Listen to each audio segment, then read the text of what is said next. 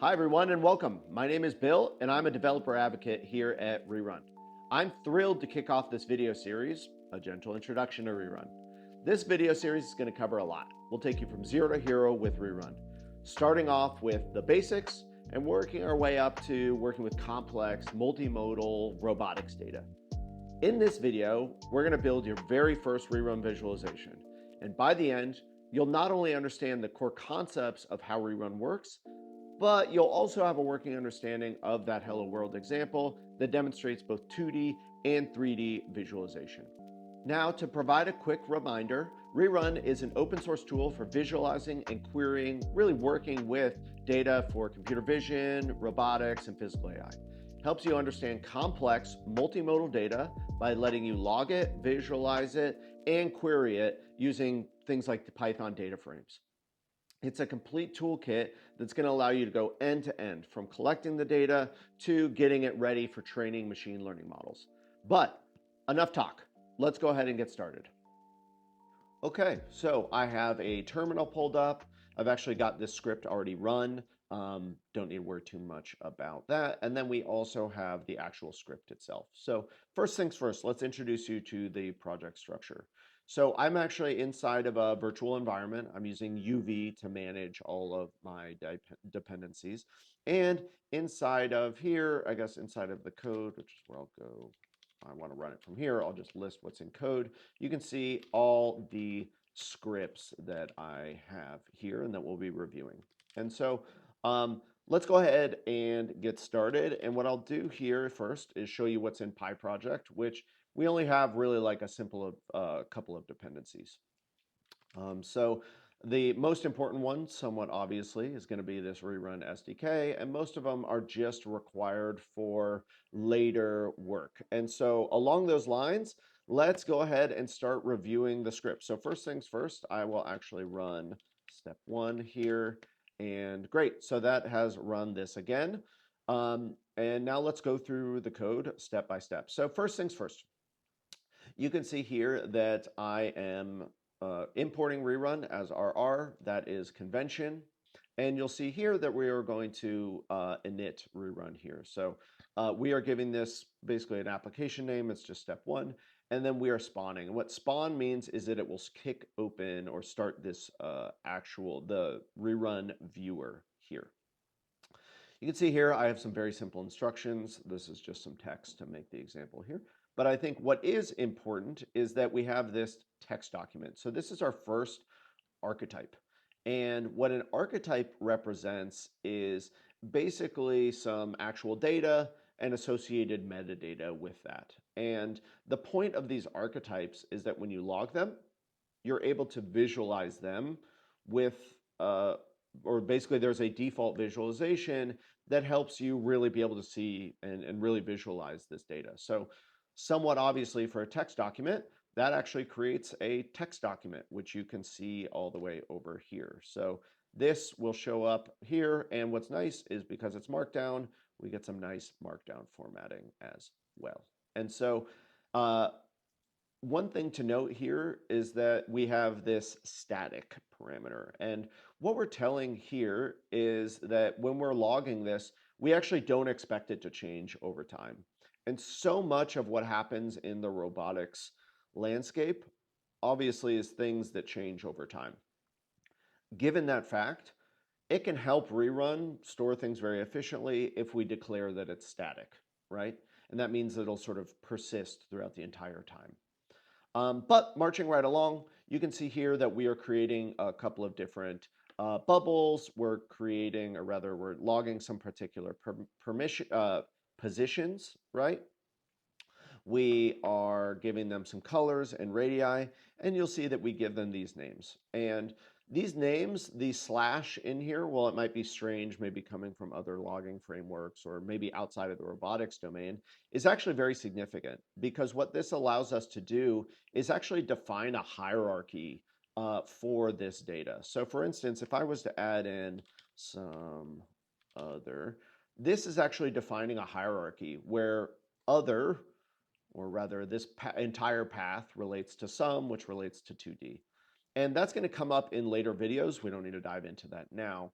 I just want you to note that that entity path ends up being of significance. And we're going to cover that throughout the series. So you can see here that we are using a Points2D archetype and a Points3D archetype. We're passing in these positions here, and we're giving them some colors and radii just to make them appear in the viewer. And with that, that's where we end up with Rerun. So you can see here that we have those instructions. Now inside of the viewer, I'll sort of give you a quick orientation. Up at the top, we have our various recordings. So you can see I ran the script just like a minute ago to kick off the series, and then here's another run, same basic data. On the left-hand side, we have our blueprint. The blueprint really controls the layout of these particular frames. So I'm actually able to just drag them around. So you can see here, I will drag it. That actually creates another tab. I can drag it over here such that they will be next to each other. I could drag these instructions up here as well, so that the instructions are listed up here, and then I get these side-by-side views. So that's just a rough introduction of blueprints. We're going to cover that in more depth in a later video. Just know that you're able to control the layout. On the bottom, as we're moving right around, we have our timeline. Now, our timeline really doesn't consist of very much data. It's really just 2 points. The time at which we log our 2D points, right? So there's nothing before that. That's this line of code right here. And then the time at which we log our 3D points. And the notion of time, as I've discussed, basically, is really, really important in all of this data. And I think that what I want to kind of point out here is that Rerun, when we are logging data, will log exactly when things are, well, logged. And we can see that timeline along the log time here. Now, we're just logging 2 points. There's no sequence here. It's just, you know, some rough points of data. So there's not much to visualize over the course of time. But I do want to bring this up because it's going to be super consequential in later videos. And so with that, I'll just advance the timeline here. And there are our 3D bubbles. And so we can see here that if I go all the way down to the bottom, so I've scrolled around, I'm just clicking and dragging, you can see here we will end up with basically the same layout, more or less, as the other ones. It looks like it's maybe mirrored here. But what we've done is by using the same colors, we are, I don't want to say connecting, but at least somewhat representing that these 2 dots are related to one another, right? You can see that little green one back there. That is related to this green one. And it's not as of consequence in this particular visualization as you might expect. Just know that we can relate these things by using colors and radii and even these various points. So continuing with our orientation here, on the right-hand side, we have our selection. So I will just go ahead and click on an item here, and you can see here that I have grabbed a particular point. This is a part of a, that point series, those 10 points that we logged that make up, I guess, this right here, so the number of bubbles. And we can click in to see, hey, here are all of the bubbles represented.